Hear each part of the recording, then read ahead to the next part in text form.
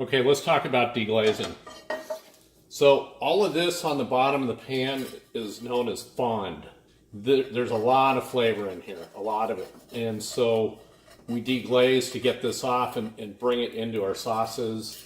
Or if we just got to clean up this pan to make it easier to clean, hot pan, cold liquid. So if it's cold broth, cold water, wine, whatever it is, juice, it's the coldness against the heat of the metal that helps it release.